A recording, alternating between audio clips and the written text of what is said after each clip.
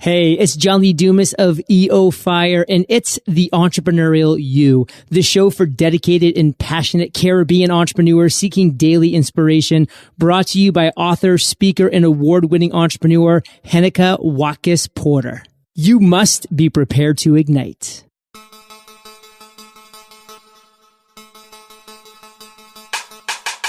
Coming up on this episode of the Entrepreneurial You, I'll schedule that into my Hootsuite account so that it goes out on a certain time every day for the next 10 days. And that way I know that there's something going out about me, but the most of my work during the week, the day-to-day stuff, is just interacting with people. So I'm not trying to build a case, or I'm not trying to get people to go to my site during those times. I'm just actually interacting and engaging with people. welcome back to the Entrepreneurial You. I'm your host, Heneka Watkis-Porter. Today's episode is brought to you by Bookophilia, Peak Performers.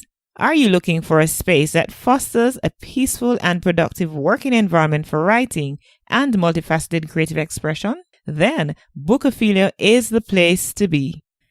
Today's guest is ranked number 17 most influential social media marketer by BuzzSumo in November 2016. He is one of the top 100 most influential Twitter users by Forbes. He's an Amazon best-selling author and consults all types of businesses on their social media and online strategy. His customized strategies have continually seen between 300 to 500% growth in traffic to businesses online. He is also the co-trainer and founder of the Digital Traffic Institute and Autopilot Your Business, helping businesses make money from their websites. It's my pleasure to welcome Andrew McCauley to the Entrepreneurial You. Welcome, Andrew. Great to have you. Thank you, Heneka. Thanks for having me. I'm looking forward to having a chat with you. Awesome. Glad you could make it with us, man. Before we get cracking, I have a fun question for you, and here goes.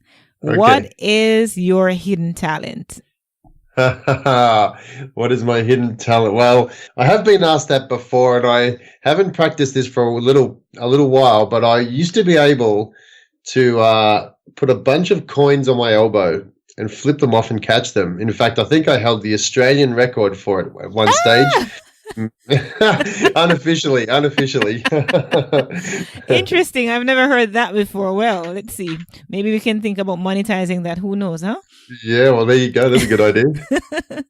All right, Andrew, before we get into the thick of things, I want you to share your Twitter handle with our community of peak performers. Yes, my Twitter handle is AndyMac71. AndyMac71. The number one thing we need to know from you, Andrew, is how to make money online. Yes, there's lots of ways to do that. There's many things, many ways to do it. People have been talking about it for a long time. I guess the first thing you really want to have is something to be able to sell, something that's valuable that people want. And if you've got that, then that's part of the battle. You know, the next part of the battle is getting traffic to know, or getting people to know that you've got that product to sell. That's it in a nutshell. It sounds easy, but it's a little bit more complex than that. Exactly. And I know building a business online is no easy feat. You know what I mean? I have my own business, my own Pato apparel brand, and it's no easy feat to build that business online. You know, one would have thought that because you don't have a shop space, you don't have a physical space, then it becomes easier. I would like to say that it doesn't become easier. In fact, it is more challenging. What would you say to that? Yeah, I would agree, because here's the thing. If you've got a shop, you know you're going to put a shop in front of a certain amount of traffic.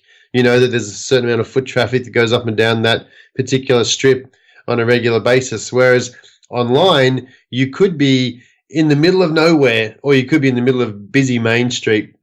It all depends on how you get your message out and how people find you. In terms of a product versus a service, from your experience, which is easier to build online? Well, that's a great question. It depends on the service, really. I mean, there's a lot of services that people need all the time.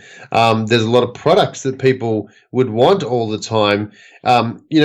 a product can be a little bit more challenging because if you've got to build it, you've got to create the product in the first place. Whereas often a service is what you know, what's the knowledge in your head. Where if you're a great dancer, you can teach people to dance. If you're a great plumber, you can do that sort of work because it's the knowledge in your head. Whereas creating a product, you need to get that knowledge out of your head and create it into some sort of tangible thing that people can touch, whether it's a video, whether it's a downloadable PDF sheet, but something that people can touch. So you've either got the knowledge in your head or out of your head. I think that's how I see it. It's two of those things. Mm-hmm. And first of all, how do you even build, a list, for example, build awareness so that people know for sure, if you're just starting a business, that people are aware that you actually have a business? How do you build that awareness by building your list and so on? Some of the tips that you can give us. It's one of the first things I say is make sure you've got somewhere to collect that list from. So on your website, on the main page, on your home page, in fact, every page, you should have the ability to collect an email address for people that are visiting your website, because once they visit your website, they could disappear and you'll never see them again. You'll never know who they are. So always be collecting an email address from somewhere if you can, because that's important. Add to that, then from there, you've got to make sure that you're getting out to as many people as targeted as possible. So you could be out there and getting on Facebook and saying, well, there's 1.7 billion people on Facebook and I'm putting posts out every single day, but nobody's coming. I'm going to the local chamber and I'm speaking, but maybe you're not speaking to the right people. Maybe the people at the chamber are not the right people. Maybe the people on Facebook are not the right people. So it's really important to know exactly who your target market is and where do they hang out. If they don't hang out on Facebook, don't waste your time on Facebook. Maybe they're on Snapchat. Maybe they're on Instagram. Maybe they're not on any of those platforms. Maybe they're on a specific niche platform that only that industry hangs out on. So you really got to do your homework and know exactly everything about your own avatar of your favorite customer. Mm-hmm. And talk to us, as you mentioned, that avatar. Talk to us about focusing on our avatar, creating that avatar to begin with. How do we begin to narrow it down and not be, okay, I'm catering to women 25 to 45, but to get even a little more detail than that? How do we begin to narrow down who it is our avatar is? Yeah, great question. Now, I get that a lot. People will say, well, here's my focus. My service is for everybody. Well, it's not for everybody because that's going to cost you a fortune. Okay, it's just for women. No, it's not just for women because that's still going to cost you a fortune. All right, then it's women 25 to 45. Still too broad. You've got to really niche down and say, what specifically about that age of women is it that you're trying to help? What is it that maybe it's that age of women who also like to do something specific. But when you start to know exactly what they like and who they are, and you can find this out. I mean, even just doing little polls and questionnaires. There's lots of groups on Facebook that you can hang out and start looking at the people that are in that group. And when you do that, go to their profiles, check out what they like, what things have they clicked on, what movies do they like, what restaurants do they like to eat at. So once you start to understand the mindset of that customer, then you can start to build an avatar around that person. And when I say an avatar, I mean something like a case study, if you like, something about that person as if you were speaking to them face to face. And every time you do your marketing, you want to have an imagination of that person in front of you, and you're talking to them every single time. Mm-hmm. And you mentioned, just going to Facebook and some groups and so on to get some information. But in terms of giving us some more detail as to some of the inexpensive ways, we're talking to some persons who may not necessarily have big marketing budgets and so on. Some of the inexpensive ways to actually get information, to gather data. What are some of the things that we can do? Yeah, well, I mean that's one way. I mean, that doesn't cost you anything just to join the groups and see who is hanging out in the groups. If you have a page that you've got a number of people who like your page, let's say you've built your page for your business, your Facebook page. Facebook gives you a lot of insights into the people that are coming along. Inside your analytics of your page, it tells you the demographics of the people, what else they like, what other pages are like yours. and other pages that the people who like you also like. So there's lots of interesting demographics that you can get from there. Twitter has the same sort of thing too. If you have any following on Twitter, it can give you a great indication of the sort of people that are coming to visit your profile and people who are following you. So there's lots of free tools out there to use. You don't have to be spending any money at all to be starting to find out your perfect avatar. And is it that we just go ahead and we just, start posting, if we decide to use Facebook, for example, or Instagram or Twitter, just post it and leave it there, like that? No, well, this day and age, unfortunately, there's no free lunch anymore. You can't just post on your Facebook page and expect people to see it. It's been a couple of years now where Facebook changed the rules, and you're lucky to get about 3 or 4 people out of every 100 people that like your page to actually see your post organically. So now you really have to, boost that post or pay Facebook to put that post in front of people. So it can be a little bit expensive, but here's the thing. If you target it right, it won't be that expensive because you'll turn those people into customers. Mm-hmm. And how do you keep engaging? How do you keep engaging your audience once they've connected with you in that first instance? Right. Give them stuff that they want. As simple as that. Give them stuff that they're looking for. Make sure you're giving valuable information. It doesn't have to be all your information. In fact, it's probably better if it's not all your information. If they join you on Twitter, if they join you on Facebook or Instagram, they're following you for a reason. They want to know what you know. They want to see what you've been learning so you can share other people's posts that are relevant to them. Make sure you're sharing relevant information, because if you've got a following that are all into, say, for instance, in my case, they're all, they're following me for different pieces of marketing advice and that sort of stuff. And suddenly I'm talking about politics or I'm talking about irrelevant stuff. They're going to say, hey, I think I was following you for a specific reason, and now you're off on a tangent on some other topic.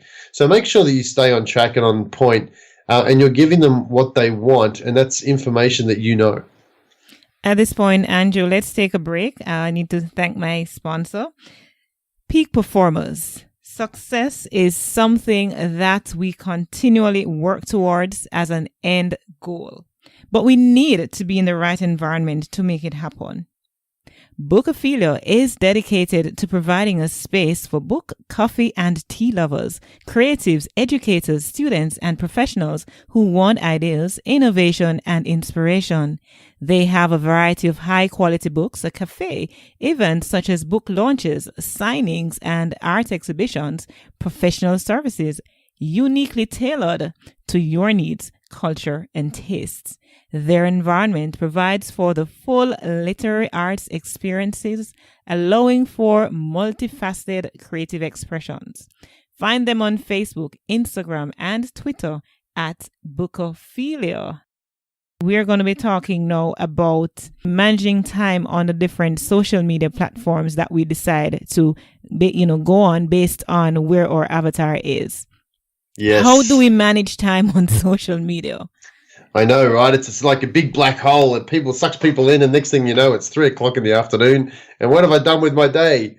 Crazy, crazy, crazy. This is the world of social media. So here's what I like to do. I like to make a specific time on my calendar every day to go and jump in and do bits and pieces of work. So, and I'll usually do it twice a day. So I'll get in the morning for my Facebook stuff. I'll just make sure that I've got any answers. I've got to answer any questions from my Facebook page. I don't spend a lot of time on my personal page at that point, because I use that later at night when I'm sort of relaxing and just, don't have to be thinking too much. But I also go through my Twitter account, my Instagram account, and I only spend about 5 or 10 minutes on each, just making sure that I'm connecting with some followers, I'm answering some questions or posting some posts, or just putting some comments on other people's posts and stuff like that, so that they get to know who I am. I usually target some influential people on my Twitter account. So Twitter has a lot of people. Some people are influential, some people are not so much. So I find the ones that are influential that I really want to connect with, and I make sure that I'm adding bits and pieces to their feed on a regular basis as well.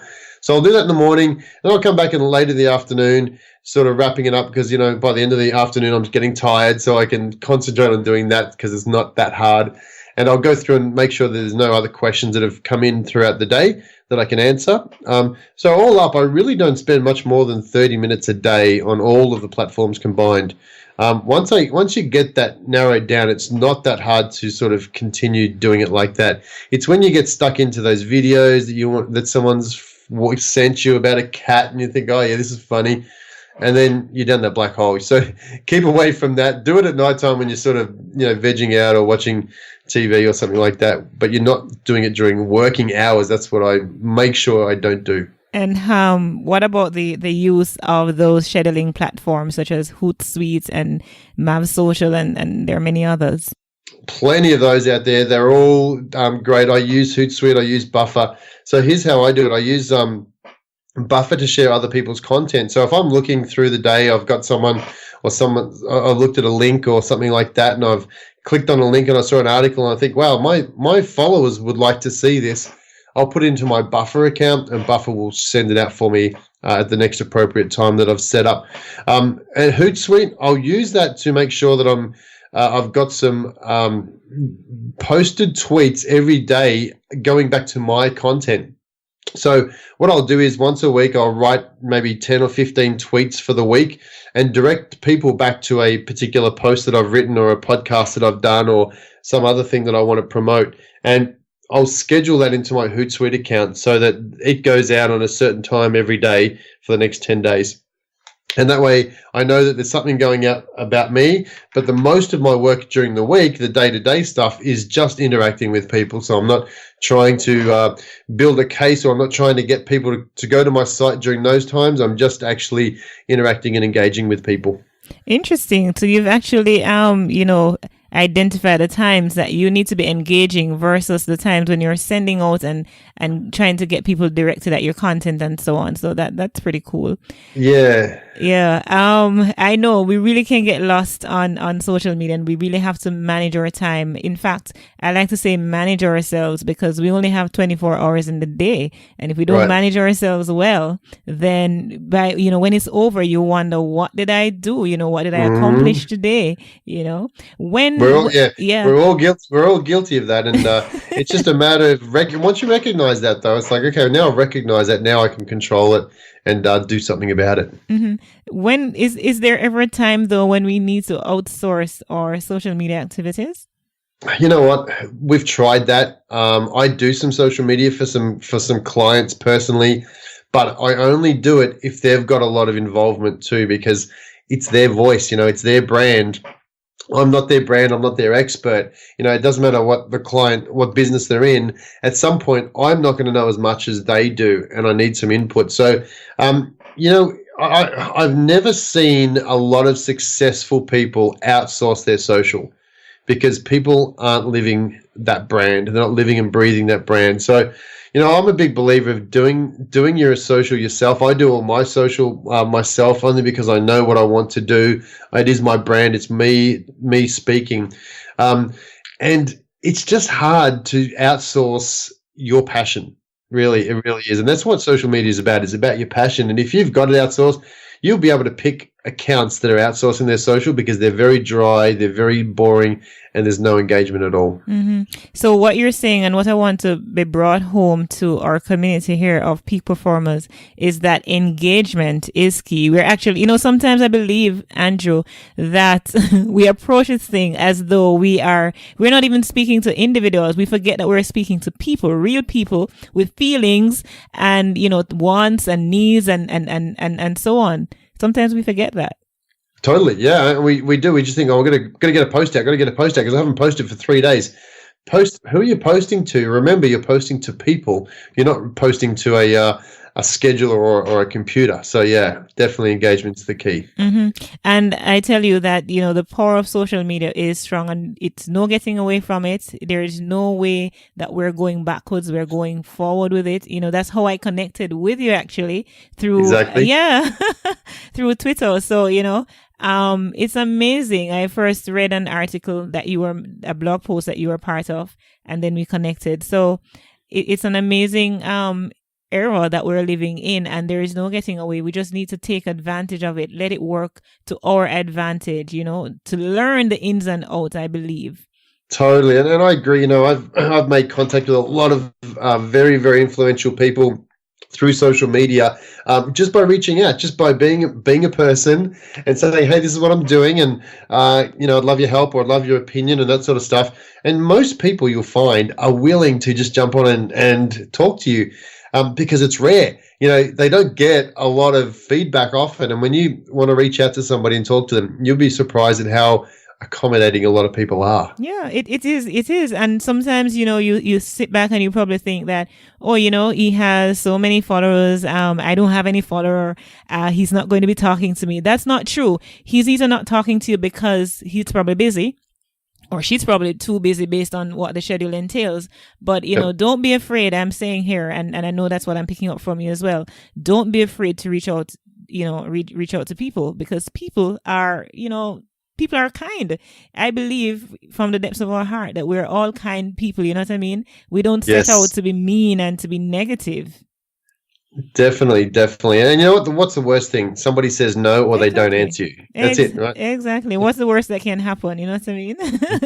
Exactly. I want to spend a little time on email marketing, because we talk about, yes, we need to approach our avatar as humans and so on, and we need to picture them and know what they want, and so email marketing, what's the future of that? Is it time to be done away with? Is it what? No, I hear that all the time. People say, well, email is dead. Well, let me ask you this. All of the social platforms, what's the one thing that they all ask for? Your email address. Exactly, right? They still know that email address is the most important thing. And meaning people in general, are getting a better result from their email marketing than they are from their social media still. So it's vital that you've got somewhere to connect with people. You got some sort of connection with them, and email is the best thing. We still look at our emails every day. People are not getting rid of it. We're still looking at them all. Okay, maybe we're getting more emails every day, but we're getting better systems to control that. We're seeing a lot of spammy sort of stuff, or we're seeing a lot of junky sort of email. But if you can deliver something that's valuable and people want to read it, then you will continue to do really, really well if you've got a list of email addresses. Email is not going to go anywhere. There's nothing that's even close to replacing email and the service that it offers as far as all of these other websites go as well. So, don't think you're going to ditch email, because it's not going to go anywhere anytime soon. Andrew, you've managed to build a very successful online business, and guiding persons, companies into making money. What were some of the hiccups you had along the way before you became this successful? Oh, lots. One thing I'll tell you that we didn't concentrate on when we were building our business was actually looking at our figures, looking at our numbers and our financials too. We had a lot of money coming into our business. We thought we were doing really well. We had our own outsourcing company with about 40 staff. We had lots of work going on, but we were busy being busy. And reality was that I can relate to that. Sorry. We didn't make a lot of money. The money came in, and the money went straight back out to pay all these people and all this busyness. And we looked at it and said, well, what happened there? We holding our hand out and there's nothing left. So we didn't concentrate on our financials. As soon as we started looking at what was working, what was making us money, what was costing us money, all of a sudden our business changed. But it was just because we were busy doing stuff, and we just thought, well, hey, the money coming in, everything's going to be okay. It wasn't okay, and we were lucky that we saw it in time, because otherwise we would have been in a lot of trouble. So keep your eye on your financials at all times. Make sure you know exactly where your money's being spent and where you're making your money as well. So in other words, work on your business a lot more than you do in your business. Yes, definitely. Awesome. Any final piece of advice that you want to share with our community for online marketers? Yeah, you know what? This whole jungle can be overwhelming, but there are lots of places to go and get help and understand it. Just understand that if you treat it like you wanted to be in a store and you want to do business with somebody one-on-one, remember that there's people on the other side of that computer or of that tweet or of that post, and don't be afraid of doing it, and don't get overwhelmed. You can't break any of these things. Facebook pay a lot of money to people to try and break their stuff, and they can't break it. So you can't break it. Just make sure that you go and do something. Don't sit there on the fence and wonder, I'm not sure if the right time is to jump in. Now is the right time. Even if you think you're way past it or you're very late to the game. In fact, you're probably so late that everything is new anyway, that people that came 3 years ago are actually so far behind because they're out of date. At least you're going to be up to date when you start today. So jump in and don't be afraid of it all. We're talking with Andrew McCauley. Andrew, at this point, I want you to share with our community members again your Twitter handle and any other contact information that you want to share. Yeah, my Twitter handle is at AndyMac71, Andy, ANDYMAC 71. And you can find all my social accounts on www.ayb, A for Apple, Y for Yellow, B for Bob, aybsocial.com. They're all there. Awesome. And during our pre-interview chat, you did mention, Andrew, that you have a giveaway that you'd like to share with our members. Yes, I do. I've got a thing called the 5 steps to triple your traffic. Now, this is what we used. We did this with a number of clients, and we did it with our own business as well. We tripled our traffic pretty much in about 3 weeks just by following these 5 steps. So I'm going to share that with everybody. You can download that and take it with you and look at those steps. And triple your traffic to your website too, which hopefully gives you a bit of a kick in your sales. Well, not but, right? Not the but, but in the sales. Awesome sauce. Andrew, it has certainly been a pleasure having you on the Entrepreneurial You. You rock. Thank you so much. Thank you, Heneka. Thanks for having me. If you've enjoyed this free podcast, please show your love and support by heading over to HenekaWatkis-Porter.com and click in the subscribe in iTunes button. Leave your rating and review, and hopefully you will leave us a 5-star rating. We would really love that. Thank you to our peak performers for tuning in. Until next time, I'm Heneka Watkis-Porter. Remember, you were born to win, but to be a winner, you must plan to win, prepare to win, and expect to win. Walk good.